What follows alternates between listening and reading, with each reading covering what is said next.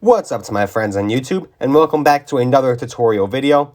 This time I'm going to show you how to disable holidays from popping up inside of the calendar app on iPhone. Now if you don't know what I'm talking about, basically if you go inside of the calendar app on iPhone, they have a bunch of different holidays. Some of them are the most bizarre holidays if you ask me, and they're not even commonly celebrated, and most of them I can't even name.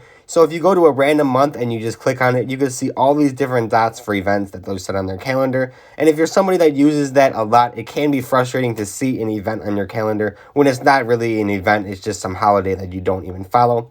So what you're going to do when you open inside of the calendar app here is you're just going to hit the button all the way at the bottom there. There's a little toolbar in the middle. It's called Calendars. You'll hit that button.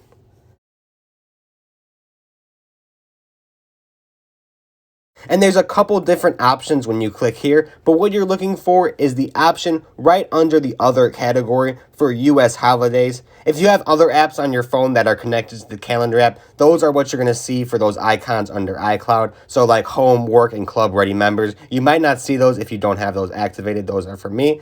But the bottom there, at the bottom, when you click holidays, you could disable it. And then now when you enter your calendar, I'm just going for the month of December, for example. I'm looking at Christmas Eve, Christmas. There's literally nothing on my calendar, no dots for any holidays, except events that I already set. As you can see, there's nothing for like Christmas or New Year's Eve. And that's how you know you successfully done it, and the events will not be on your calendar for holidays any longer.